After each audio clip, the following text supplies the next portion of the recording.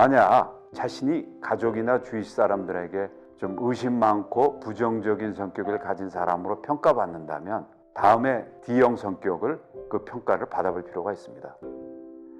안녕하세요. 건강과 행복을 안내하는 디지털 매거진 마음건강길 대표 함용준입니다. 아마 주변에 유독 이런 성격을 가진 인물들이 좀 있죠. 늘 좀 어둡고 의심이 많고 부정적인 사람들. 일견 세상에 초탈한 듯 무관심해 보이지만 사실은 분노와 감정을 마음속에서 억누르고 있는 사람. 보통 말수가 적고 그 말투도 좀 시니컬하죠. 이런 사람들은 여러 이유로 사회로부터 소외감을 느끼거나 실질적으로 소외되기도 합니다. 그럴수록 타인과의 관계가 소원해지고 적개심과 분노를 더 키우면서 때로 우울증에 빠지기도 합니다. 이것이 바로 D형 성격입니다.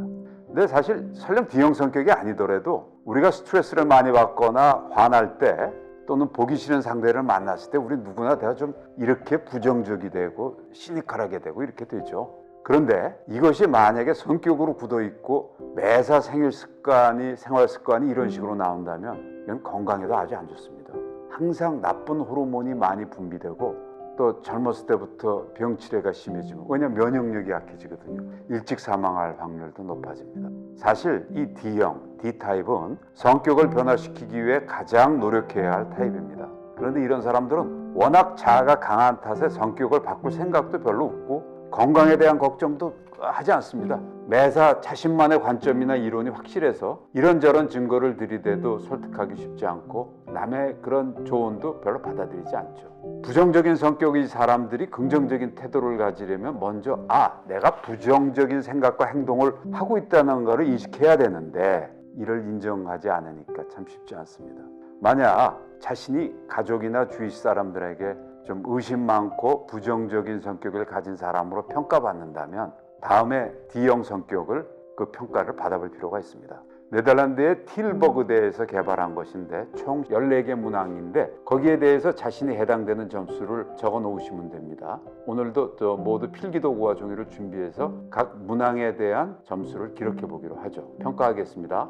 첫째, 나는 사람들과 잘 어울리는 편이다. 정말 그렇다고 그러면 0점이고요. 그렇다고 그러면 1점, 보통이야 하면 2점, 아니다 3점. 난 진짜 사람들과 정말 못 어울려 4점입니다.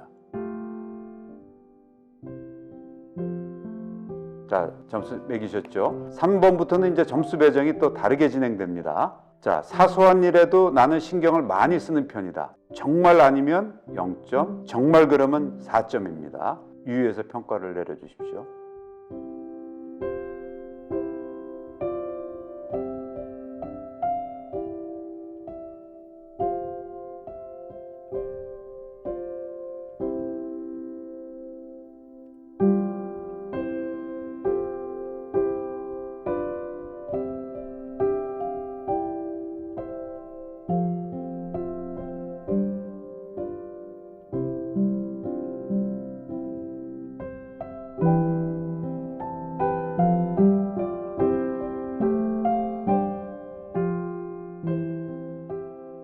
자, 다 하셨죠? 한번 점수를 갖다가 합산을 하는데 이 표에 나온 대로 좀 해주셔야 됩니다. 그 부정성 평가를 하는 문항은 3번, 4번, 5번, 7번, 9번, 12번, 13번입니다. 그 점수를 합계해 주시고요. 사회성 부적 평가 문항은 1, 2, 6, 8, 10, 11, 14번 문항입니다. 여기 점수를 합계해 주십시오.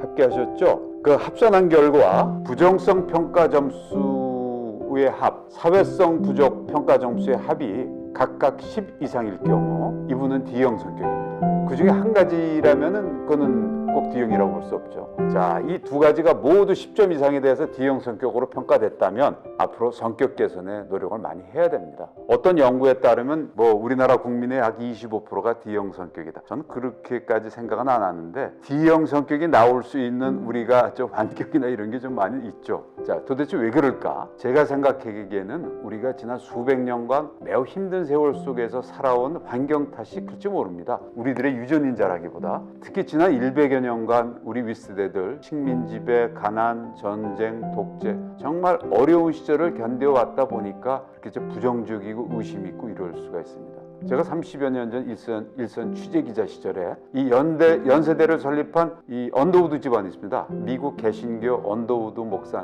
집안인데요. 그 중에 증손인 원일한 씨를 만난 적이 있어요. 이분은 한국에서 태어나서 평생 한국에서 산 인물인데 그때 나이가 70대 중반? 그는 한국인의 기질 중 하나로 의심을 들었습니다. 그러니까 워낙 고초를 많이 겪으며 살다 보니 매사 그대로 보지 못하고 의심하거나 배후에 뭐가 있다고 추론하는 게 한국인이라는 얘기죠. 요즘 젊은 세대들하고는 좀 틀립니다. 그는 그런 한국인의 의심 많은 기질을 다음에 영어 속담으로 이렇게 표현했습니다. See the ghost behind the bush. 저 덤불 뒤에 숨어있는 유령을 보라. 항상 그 뒤에 뭐가 있나. 아니야, 이게 아니고 좀 뭐가 또 숨겨진 뭐가 있을 거야 하는 게 한국 사람들의 그런 사고방식이나 그런 태도, 성격이 됐다는 그런 거죠.